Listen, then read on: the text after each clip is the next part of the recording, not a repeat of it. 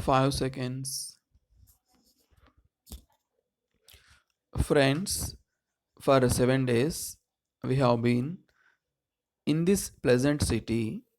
We have met here because of a strong urge among the people of Asia and Africa. We have met because mighty forces are at work in these continents, moving millions of people, creating in their minds urges and desires for a change in their condition.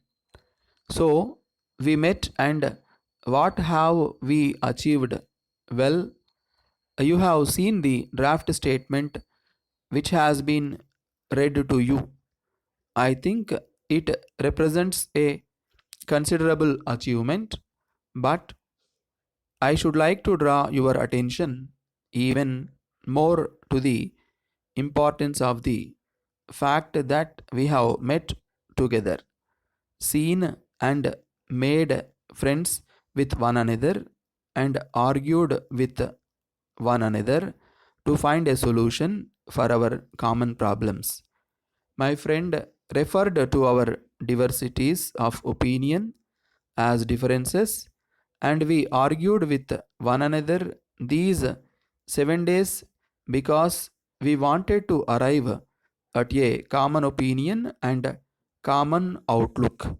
Obviously, the world looks different according to the angle from which you look at it. If you are sitting in the far east of Asia, you have a certain perspective of the world and world's problems.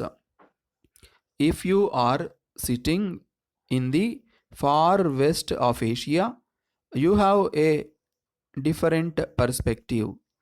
Again, if you are in Africa, it will be quite different. We all came with our own perspectives, each considering his own problem, the most important in the world. At the same time, we are trying to understand the big problems of the world and to fit our problems into this larger context, because in the ultimate analysis, all our problems, however important they may be, cannot be kept apart from these larger problems.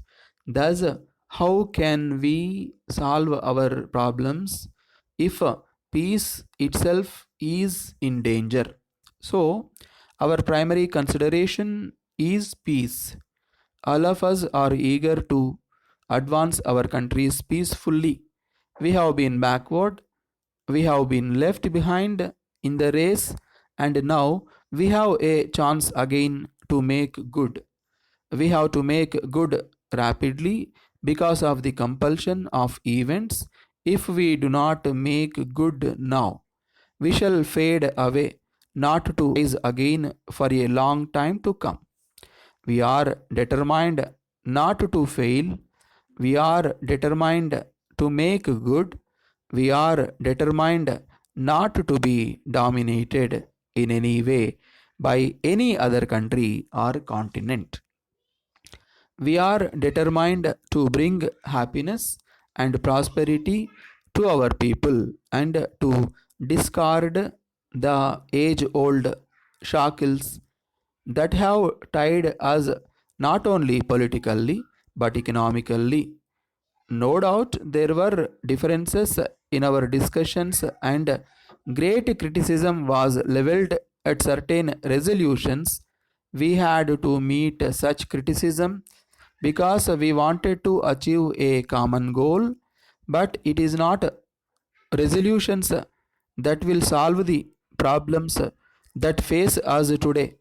Only our practices and actions will bring success to our aims and ideals.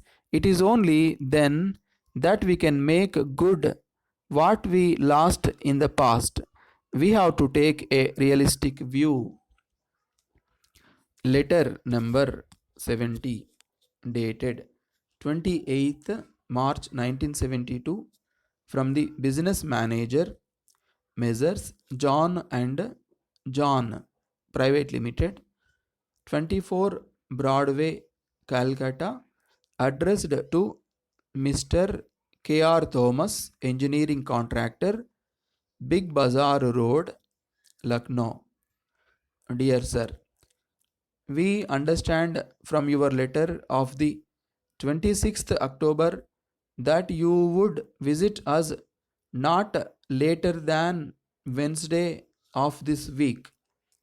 You said in your letter that if we do not hear from you again, we may assume that you shall be at our office between 10 a.m. and 12, when you will explain your movements during the last 6 weeks. Further, you were confident that your explanation will give us entire satisfaction in view of this and of our acknowledgement of it, saying that we would arrange for both Mr. Henry Wood and Mr. James Thomas to be present at the proposed interview. We did not think it necessary to write again. Your latest action does not, however, enable us to take a more conciliatory view of your unbusinesslike behavior during the recent week. If you have not already posted full particulars when you receive this letter, please do so without fail at a very